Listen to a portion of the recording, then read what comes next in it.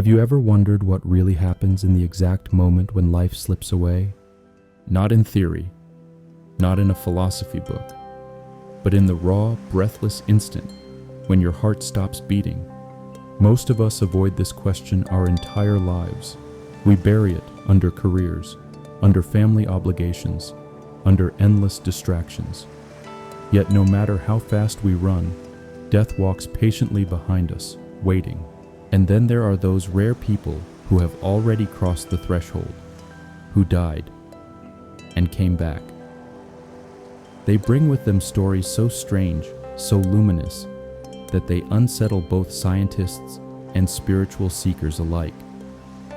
Stories of floating above their own lifeless bodies, of tunnels of light, of beings made of pure love, of reliving every moment of their existence with unbearable clarity.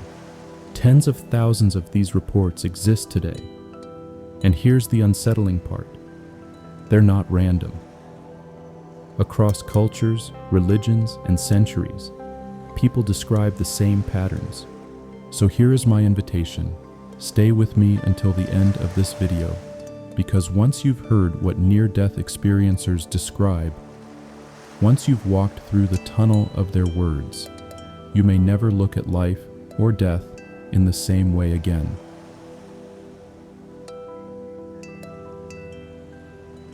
The modern study of near-death experiences began with psychiatrist Raymond Moody. In 1975, his book, Life After Life, stunned the world. Moody had gathered over 150 accounts of people who had clinically died through cardiac arrest, accidents, and surgeries, only to return with astonishingly similar stories. Since then, the numbers have grown beyond anything Moody could have imagined.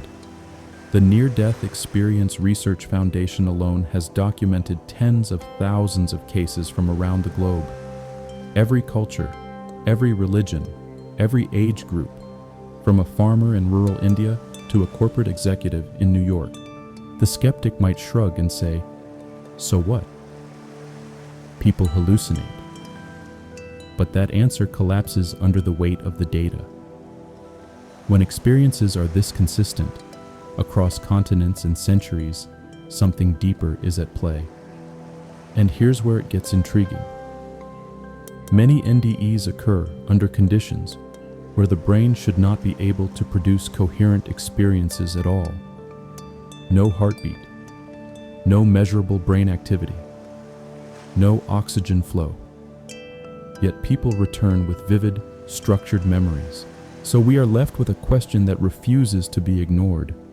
If not the brain, then what is generating these experiences? And when we examine the common features of these journeys, the mystery only deepens.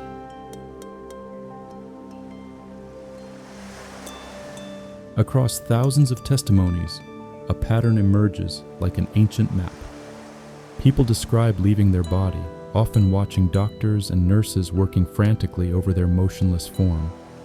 Some recall conversations, medical tools, even colors of clothing, details later confirmed by staff. Then comes the sensation of movement, through a tunnel or a corridor of light. The light itself is not just brightness, it feels alive. People describe it as intelligent, as love itself. They often encounter beings of light, sometimes recognized as deceased relatives, sometimes described in angelic or divine terms. Religious background doesn't seem to matter. Christians may interpret the being as Christ. Hindus may see Yama or Krishna. Atheists simply call it a presence. The core description is the same: overwhelming, unconditional love. Then there is the life review, a panoramic replay of one's entire existence. But this is not judgment, it is empathy. You feel your actions, but through the hearts of those you touched. Every kindness ripples out as joy. Every cruelty returns as pain. One experiencer said, "I wasn't judged, I was the judge. I became everyone I had ever harmed or helped." Consider Anita Moorjani's story. She was dying of terminal cancer, her organs shutting down. In her NDE, she experienced total immersion in love, realized her fear of life had been killing her, and understood her true nature was infinite.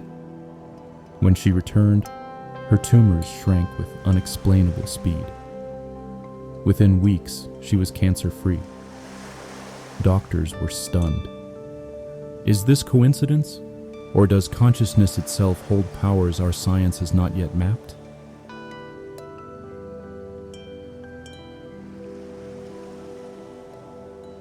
Here is where the phenomenon becomes impossible to dismiss. NDEs don't just entertain, they transform. People who return are not the same. They often lose all fear of death. They become more compassionate, less materialistic, more focused on love and service. Sometimes they change careers entirely. Doctors who once mocked spirituality become healers. Business executives abandon profit for purpose. Dr. Eben Alexander, a Harvard neurosurgeon, is a perfect example. For years, he dismissed NDEs as hallucinations of the dying brain. Then meningitis shut down his neocortex, the very seat of thought and perception. By all accounts, his brain was incapable of producing dreams, visions, or memory. Yet during that time, he experienced a journey into realms of radiant love. Against all odds, he survived, and now he dedicates his life to sharing what he learned, that consciousness is not an accident of biology, but the fabric of existence itself. And here's the provocation. Illusions don't usually make people more selfless, more loving, more fearless. Hallucinations don't cure cancer. Nightmares don't send people back determined to forgive their enemies. So what are we really dealing with here? To answer that, we must face science itself, where it explains and where it falls silent.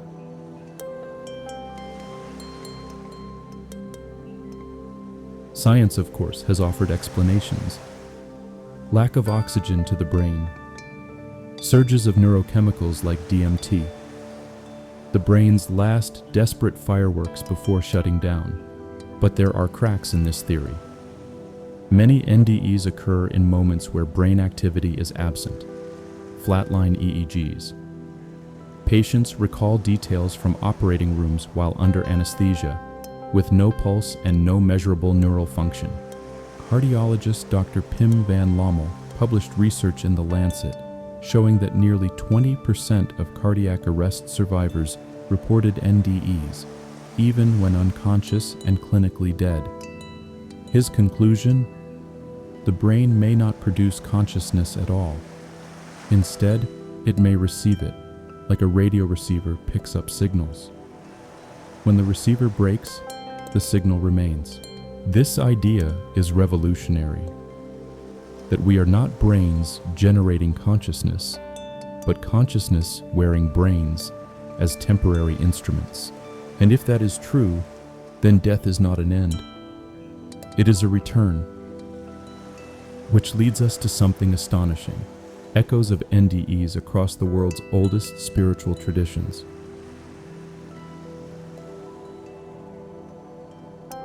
Long before the term near-death experience existed, mystics described the same landscapes. The Tibetan Book of the Dead, over 1,000 years old, speaks of tunnels, radiant light, and encounters with luminous beings after death. The Egyptian Book of the Dead describes the soul's journey and judgment of the heart. Christian mystics wrote of meeting overwhelming love. Sufi poets sang of dissolving into the beloved. Even modern psychedelic explorers, through substances like ayahuasca or DMT, describe visions nearly indistinguishable from NDEs. Tunnels, beings of light, life reviews, unity with infinite intelligence. Are all these traditions and substances stumbling into the same territory? The same dimension glimpsed in near death? Perhaps the mystics, the shamans, and the NDE survivors have all been describing the same truth, that we are not bodies having occasional spiritual experiences, but spirits having temporary human experiences. Which begs the question, if death is a return, then why are some sent back?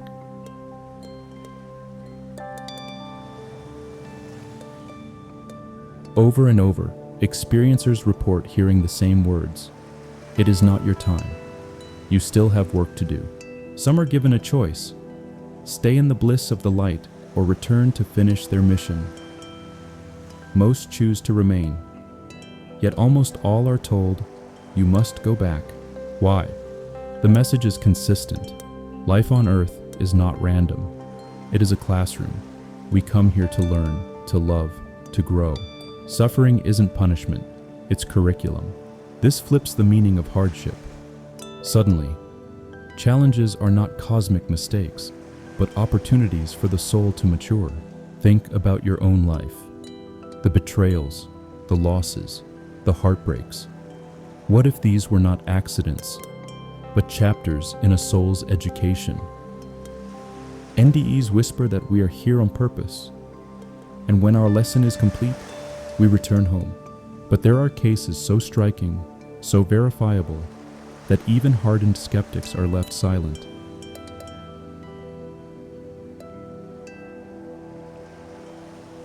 Some stories simply refuse dismissal.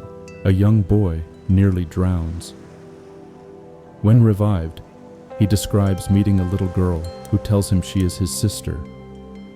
His parents are stunned. They had never told him they lost a child before he was born. A woman, during surgery, leaves her body and describes a shoe sitting on the roof of the hospital. Staff climb up to check, and there it is, exactly as she said. Or the countless cases of blind people describing visual details during their NDEs, colors, shapes, surgical instruments, despite never having seen in their lives. These accounts are not just moving. They are evidential. They shake the foundations of skepticism, and they bring us to the heart of the matter, what these experiences are really asking of us here and now.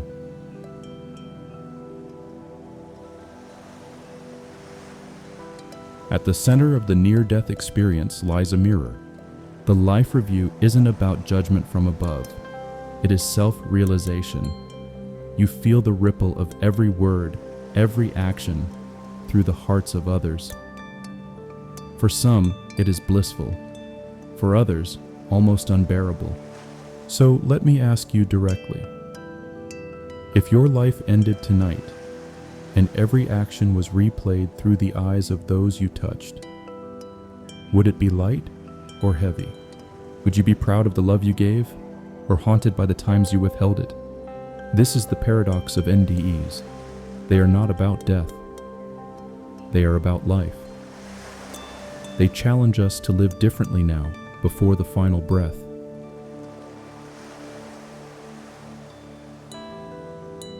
What happens when we die? NDEs don't give us all the answers, but they do point towards something astonishing. That consciousness continues, that love is the essence of existence, and that life here is not meaningless. Perhaps death is not a dark abyss. Perhaps it is a return to where we came from, a homecoming drenched in love. But here's the challenge. Why wait until your heart stops to change how you live? Why wait for a deathbed revelation to forgive, to love, to awaken? Those who come back from death don't tell us to fear it. They tell us to live differently now. To live with less fear, more compassion, more purpose. So as you hear my voice, ask yourself, if you knew your review was coming tomorrow, how would you love today? And if this journey has stirred something in you, if you want to keep exploring the mysteries that shake the foundations of what we think we know, then join this path with me. Subscribe, share this video, and let's walk deeper into the mystery together, because death will come for us all. But maybe it is nothing to fear. Maybe it is the beginning.